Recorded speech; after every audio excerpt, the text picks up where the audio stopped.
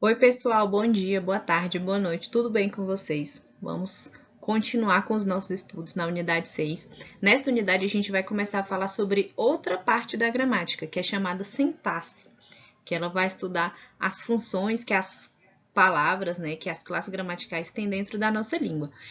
Vamos analisar sintaticamente os termos, vamos começar aí no período simples e nos tipos de sujeito. Nós temos dois objetivos a cumprir ao longo desta unidade, que é conhecer os conceitos de frase, período e oração e também saber identificar os tipos de sujeito em uma frase e uma oração, beleza? O que é uma frase? Eu gosto muito de falar que uma frase é todo enunciado com sentido completo. Então, se eu consigo me comunicar e a pessoa consegue entender a mensagem que eu estou passando, a gente vai chamar de frase. Vamos ter frases verbais e frases nominais.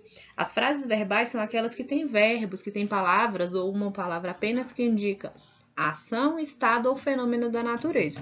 Frases nominais, né? A gente vai relembrar aí nomes, né? Palavras que não vão indicar nem ação, nem estado, nem fenômeno da natureza.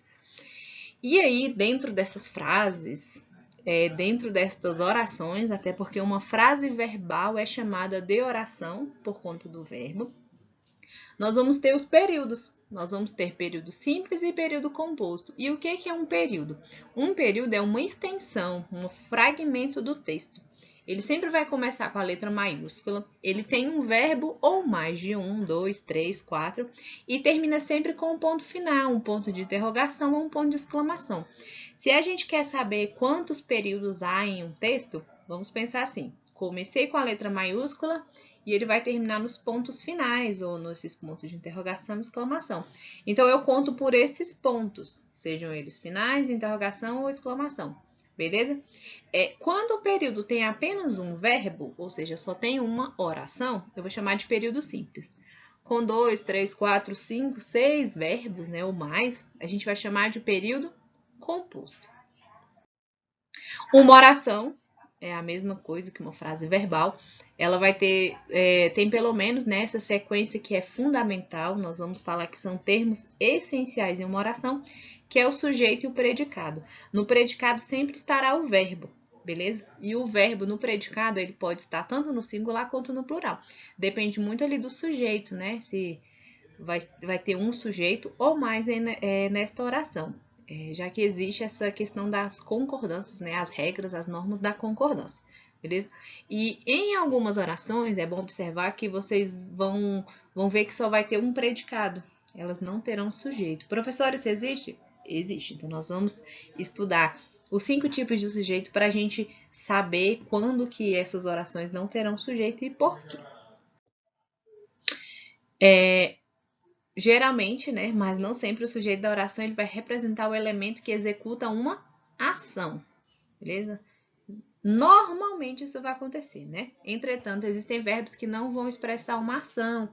Esses verbos eles podem indicar um estado, né, um fenômeno da natureza. Os sujeitos eles podem ser sujeitos determinados ou indeterminados. Ou seja, a gente pode identificar esse sujeito ou não. Os sujeitos indeterminados, eles podem ser sujeito simples, composto ou oculto. O sujeito simples é quando eu só tenho um núcleo, eu só tenho uma palavra principal que vai determinar quem é esse sujeito, beleza? Céu estrelado, por exemplo. As estrelas brilham no céu. Quem é que está brilhando no céu? As estrelas, ou seja, só um elemento, né? As estrelas. Só um elemento que eu falo não no sentido de plural, mas apenas um conjunto de elementos que estão brilhando no céu. O composto, a gente vai ter 2 ou mais núcleos, ou seja, a gente vai ter duas ou mais palavras que são principais. Por exemplo, o menino e a menina chegaram. Quem foi que chegou? O menino e a menina. Poderia ser no plural? Poderia, continuaria composto. Quem chegou? Os meninos e as meninas. Então, eu tenho 2 termos, seja ele no singular ou no plural. Paulo e Marina jantaram ontem juntos. Quem jantou ontem juntos? Paulo e a Marina. O sujeito oculto, ou elíptico, ou desinencial, como vocês quiserem chamar, a gente consegue identificar o sujeito da oração, ele não está ali, mas ele está oculto, né? Ele não está escrito ou ele não está falado, mas ele está ali. É por isso que a gente fala que é um sujeito oculto. Consegui esse gol. Quem foi que conseguiu esse gol? Eu. conseguimos esse gol. Quem conseguiu? Nós. Beleza? Então, ele não está escrito ou falado, mas ele está ali oculto. O sujeito indeterminado, o nome mesmo já fala, né? Ele é indeterminado. A gente não consegue identificá-lo, tá bom? Quando eu falo assim, assaltaram muitos bancos. Tá, quem assaltou? Não faço a mínima ideia, professora. Ah, vende-se casas. Tá, quem tá vendendo as casas? Então, é bom a gente pensar nisso nessa questão do sujeito indeterminado. Alguém praticou aquela ação ou recebeu a ação, mas eu não sei quem foi. E quando que isso vai acontecer, né? O sujeito indeterminado, o verbo está na terceira pessoa do plural, igual assaltaram um banco, roubaram a minha bolsa. Ou o verbo está na terceira pessoa do singular, mas a partículazinha se. Beleza? Vive-se bem no Brasil, necessita-se de respeito, era-se feliz no passado. Quando acontece essa oração sem sujeito? Ah, professora, mas o sujeito é um termo essencial, mas em alguns casos o sujeito não vai ter ali naquela oração, só vai ter predicado. Então, por que a gente fala isso? Que não tem sujeito? Porque os verbos que estão presentes ali naquela oração, o verbo apenas, né? Ele vai ser um verbo impessoal. Ou seja, é um verbo que ele vai expressar ocorrências naturais, eles não vão indicar uma ação que se possa realizar. É como se esse verbo, a ação dele, não fosse atribuída a ninguém. Alguém pode chover? Claro que não, mas chove, né? A natureza faz com que chova. Os verbos impessoais, né? Eles são indicadores de fenômenos meteorológicos. O verbo haver, quando substitui o verbo existir, ocorrer ou estar. O verbo fazer, quando ele indica tempo decorrido ou estados climáticos.